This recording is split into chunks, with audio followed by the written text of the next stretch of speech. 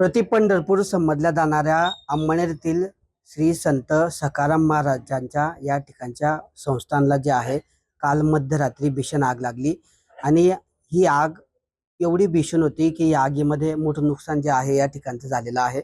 आपण आता या मंदिराच्या ठिकाणी आलेलो आहोत की ज्या ठिकाणी ही सुरुवातीला आग लागली।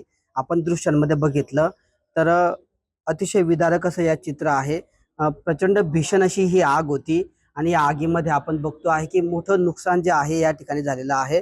हा मंदिराचा मूळ या ठिकाणी गाभारा आहे। आपण दृश्यांमध्ये बघतो आहे की आगीमध्ये हा जो 250 वर्ष पुरातन जो सागवानी लाकडांचा सभामंडप आहे हा पूर्णपणे या ठिकाणी खाक झालेला आहे।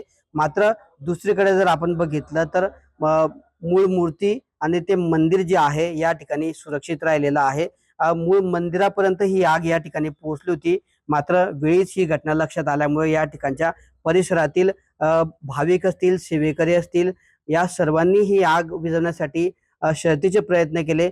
जवळपास 4 ते 5 तालुक्यांमधले 15 ते 16 अग्निशमन बंब देखील या ठिकाणी दाखल झाले आणि 2 ते 2.5 तासानंतर ही भीषण आग आटोक्यात आली। ही नेमकी आग कशी लागली, या आगीमध्ये नेमकं काय नुकसान झालं आहे, या घटनेचे प्रत्यक्षदर्शी प्रथम सेवेकरी जे आहेत ते आपल्या सोबत आहेत। काय सांगणार, काय नेमकी घटना तुम्ही बघितली, सुरुवातीला तुम्हाला कळालं त्यावेळेस परिस्थिती काय होती, कशामुळे आग लागली, नेमकं काय नुकसान झालं? सुरुवातीला धूर दिसला, आम्हाला स्मेल यायला लागला। आम्ही चौकात बसलो, तिकडनं आलो। या ठिकाणी शेजा आरती चालू होती, दोघं पुजारी त्या ठिकाणी होते आणि बघता बघता ती आग वर झाली आणि खाली दगडी चौकात ते खाली होते गाभाऱ्यात, त्या ठिकाणी आरती करत होते। त्यांची आरती झाली आणि आम्ही क्षणात त्यांना बाहेर काढलं आणि हार्डली 1 मिनिटामध्ये पूर्ण हे लाकडाचं सगळं जळालं होतं। स्ट्रक्चर हा वरचा डोम वगैरे पूर्ण जळाला। कशामुळे नेमकी ही आग लागली? शॉर्ट सर्किट झालं होतं। शॉर्ट सर्किटमुळे आग लागली।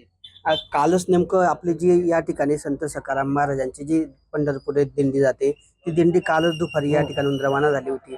जर ती दिंडीच्या वेळेस ही घटना घडली असती तर मोठी दुर्घटना असती। हो, त्या दिंडीच्या वेळेस कसं असतात ना, बरेच म्हणजे भाविक असतात जे पायीवारीला जाणारे असतात, त्यांची संख्या पण असते, तेवढी चलबल असते। तर बरं झालं ती दिंडी निघून गेली होती अगोदरच। असं पण म्हटलं जात आहे की ही आग विझवण्यासाठी काही मुस्लिम तरुण जे होते ते देखील या ठिकाणी सर्व धर्म समभाव दाखवत या ठिकाणी आग विझवण्यासाठी आले होते। हो हो, कारण गावाचं ग्रामदैवत असल्या कारणाने ते सगळेच जण होते। आस्थेचा विषय आणि मुस्लिम बांधव पण मोठ्या प्रमाणात या ठिकाणी आग विझवण्यासाठी मदतीला आले होते। प्रत्यक्षात नेमकं काय नुकसान झालंय आता या ठिकाणी आगीमध्ये? आगीत आता हा एक वरचा पहिला मजला पूर्ण जळाला आहे, सभा मंडप, आणि खालचा एक दगडी चौक जळालेला आहे। हे जरी झाले असतील 200 वर्षापूर्वीच, 250-200 वर्षापूर्वीच। मूळ मंदिर वगैरे? मूळ मंदिर सुरक्षित आहे समोर, त्या गाभाऱ्यात त्या ठिकाणी काही आग तिथपर्यंत गेली नाही। आता किती दिवसांपर्यंत हे मंदिर बंद असणार आहे? आता पुढचे आदेश येईपर्यंत 4 ते 5 दिवस मंदिर बंद असेल। तर अशा पद्धतीने काल ही जी आग लागली ही शॉर्ट सर्किटने लागल्याची प्राथमिक माहिती या आगीमध्ये समोर आलेली आहे। मात्र हा 250 वर्ष पुरातन जो सागवानी लाकडांचं सभा मंडप आहे तो या आगीमध्ये पूर्णपणे खाक झाला आहे। या व्यतिरिक्त इतर काही किरकोळ जे आहे नुकसान या ठिकाणी झालेलं आहे। मात्र मूळ मंदिर आणि मूर्ती या ठिकाणी जी आहे ती सुरक्षित असून पुढचे काही दिवस या आगीमध्ये झालेल्या नुकसानाचं स्ट्रक्चरल ऑडिट होईपर्यंत पुढचे काही दिवस हे मंदिर भाविकांसाठी बंद ठेवलं जाणार असल्याची माहिती या ठिकाणी आपल्याला देण्यात आलेली आहे। मात्र काल याच ठिकाणाहून संत प्रसाद महाराज यांच्यासोबत या संस्थांची दिंडी जी होती ती पंढरपूरकडे काल दुपारीच रवाना झाली आणि त्यावेळी जर ही आग लागली असती तर मोठी दुर्घटना या ठिकाणी घडली असती। मात्र सुदैवाने या ठिकाणी आग रात्री लागली आणि त्या आगीमध्ये वेळीच या ठिकाणी मदत आणि बचाव कार्य झाल्यामुळे आगीमध्ये मोठं नुकसान टळलेलं आहे। या ठिकाणी ज्यावेळेस आग लागली त्यावेळेस भाविक काही आतमध्ये होते, पुजारी होते, मात्र त्यांना वेळीच या ठिकाणी नागरिकांनी बाहेर काढल्यामुळे कुठलीही जीवितहानी या आगीमध्ये झालेली नसून फक्त सभा मंडप आणि काही वस्तू ज्या आहेत या आगीमध्ये खाक झाल्याची माहिती समोर आली आहे आणि पुढचे काही दिवस आता हे मंदिर बंद राहणार आहे। किशोर पाटील, TV9 मराठी, जळगाव।